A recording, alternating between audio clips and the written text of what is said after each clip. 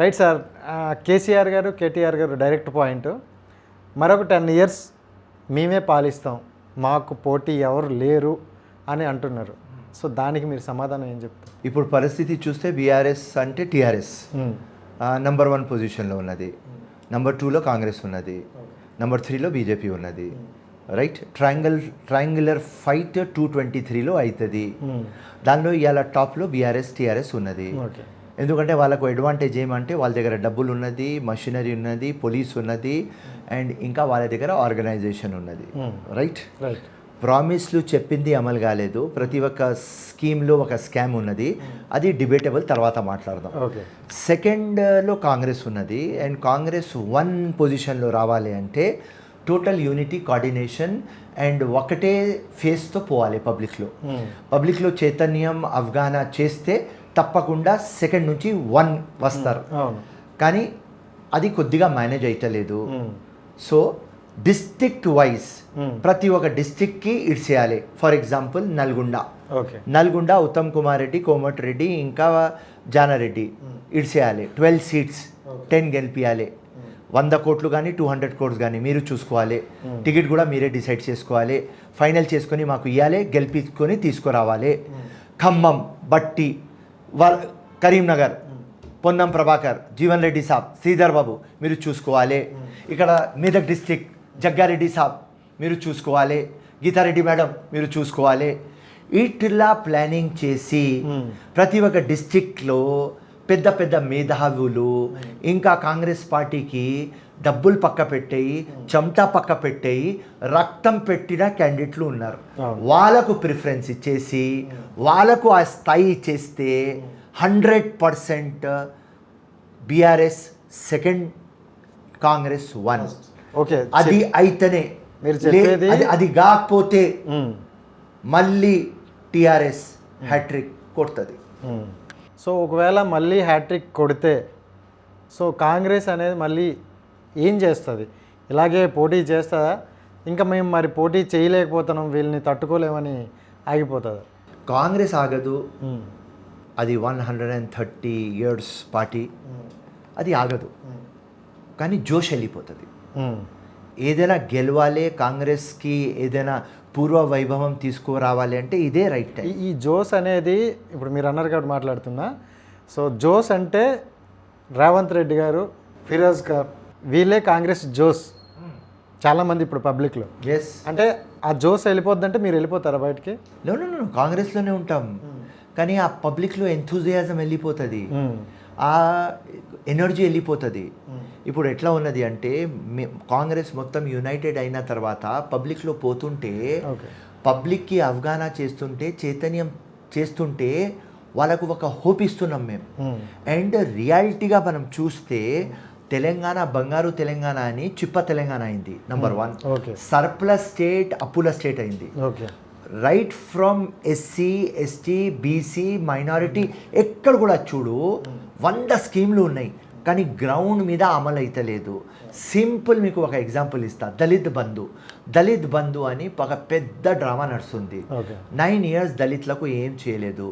CM కానీ 3 acres కానీ ఏదైనా కానీ అన్ని బట్టెబాజ్ మాటలు మాట్లాడినారు. లాస్ట్ ఎలక్షన్ ఇయర్ వస్తేనే సెక్రటరియట్ పేరు బిఆర్ అంబేద్కర్ పెట్టేసినాడు, 125 feet అంబేద్కర్ స్టాచ్యూ పెట్టేసినాడు, దళిత్ బంధు అని చెప్పినాడు. ఇప్పుడు సింపుల్ ఎగ్జాంపుల్లో పోతే నాంపల్లిలో 7,000+ ఫ్యామిలీస్ దళిత్స్ ఉన్నారు. Right, more than 25,000 Dalit population నా నాంపల్లి కాన్స్టిట్యున్సీలో ఉన్నది. దళిత్ బంధు ఎంతమందికి వచ్చింది? ఉట్టి 90 ఓన్లీ 90 దళిత్ బంధు ఇస్తున్నాం. టీవీ ఛానల్ ఓపెన్ చేస్తే పెద్ద పెద్ద అడ్వర్టైజ్మెంట్ వస్తుంది, దళిత్ బంధు మాకు దొరికింది. నేను అడుగుతున్నా, 24/7 నేను పబ్లిక్లో ఉంటా, దళిత్ బంధు అసలు ఎవరికి దొరికింది? ఆ 90 మందికి ఎవరు దొరికింది? వాళ్ళు లంచం ఇచ్చినారు, ఎమ్మెల్యేస్కి డబ్బులు ఇచ్చినారు, కార్పొరేటర్స్కి డబ్బులు ఇచ్చినారు, టీఆర్ఎస్ పార్టీ, బీఆర్ఎస్ పార్టీ ఇన్ఛార్జ్లకు డబ్బులు ఇచ్చినారు. దాని తర్వాత అది వచ్చింది. ఎవరికి వచ్చింది? వాడు బిజినెస్ పెట్టుకోలేదు, వాడు తాకుతున్నాడు, కార్డ్స్ ఆడుతున్నాడు. ఇది పరిస్థితి. అన్ని లంగా అడ్వర్టైజ్మెంట్లు చూపిస్తున్నారు. మైనారిటీస్ విషయంలో వద్దాం. నేను ఒక సెక్యులర్ పర్సన్, నాకు రిలీజన్తో ఏం సంబంధం లేదు, కానీ జస్ట్ మీకు ఎగ్జాంపుల్ ఇవ్వడానికి చెప్తున్నా. 12% రిజర్వేషన్ అన్నారు, ఎక్కడున్నది 12%? వక్ఫ్ బోర్డ్కి జ్యుడిషియరీ పవర్ అన్నారు, ఎక్కడున్నది? డబల్ బెడ్రూమ్లు అన్నారు, ఎక్కడున్నది? ఉద్యోగాలు చెప్పినారు, ఎక్కడున్నది? లోన్లు ఇస్తామన్నారు, ఎక్కడున్నాయి? భలే చెప్తున్నారు. ఒక నిమిషం, ఇవన్నీ మీరు చెప్తున్నారు, చాలా బాగుంది. కానీ ఇవన్నీ ప్రజలకు తెలియదా? ఎలా ఉందంటే 5 ఇయర్స్ 5 సంవత్సరాల పాలనలో 4 సంవత్సరాలు మనం అవినీతి చేసినా 1 సంవత్సరం మనం ఏం చేస్తామో దాన్నే చూస్తున్నారు ప్రజలని ప్రతి ఒక్క నాయకులు అనుకుంటారు అనమాట. 100%. సో అది ఎందుకని? 100% మీరు చెప్పింది మాట రైట్. కానీ అలా వాస్తవంగా ఏమవుతుంది, ప్రింట్ మీడియా కానీ, ఎలక్ట్రానిక్ మీడియా కానీ, సోషల్ మీడియా కానీ అందరికీ టీఆర్పీ కావాలి, అందరికీ కవిత ఫిలిం కావాలి, అరవింద్ ఫిలిం కావాలి, బండి సంజయ్ ఫిలిం కావాలి, రేవంత్ రెడ్డి ఫిలిం కావాలి, మోదీ ఫిలిం కావాలి, అమిత్ షా ఫిలిం కావాలి, మీరందరికీ ఫిలింలు కావాలి. మీకు రియల్ ఇష్యూస్ మీరు మాట్లాడతా లేరు, ఏదైనా ఫాల్తూ ఇష్యూ అది హెడ్లైన్స్ అయిపోతుంది. సో పబ్లిక్కి రియల్ ఇష్యూస్ మీద అవగాహన చైతన్యం చేస్తలేం. ఓకే, అది చేయాలి అంటే యునైటెడ్గా పోవాలి. ఇప్పుడు కాంగ్రెస్లో యూనిటీ లేదు అని బీజేపీ అగ్రెసివ్గా పోతుంది. బీజేపీది ఏం పాయింట్ ఉన్నది? తోక నెత్తి ఉన్నది, కొమ్ము ఉన్నది, తోక ఉన్నది బీజేపీకి. బీజేపీ దగ్గర ఏమున్నది? ఉట్టి పొలిటికల్ పోలరైజేషన్ చేస్తున్నారు వాళ్ళు. దానికంటే ఎక్కువ ఏం మాట్లాడుతున్నారు? ఏదైనా సెంటర్ నుంచి ఫండ్లు తీసుకువచ్చినా తెలంగాణకి? తెలంగాణకి గెలిచాము, ఎక్కడ గెలిచినారు? ఏం గెలిచినారు చెప్పు, ఏం గెలిచినారు?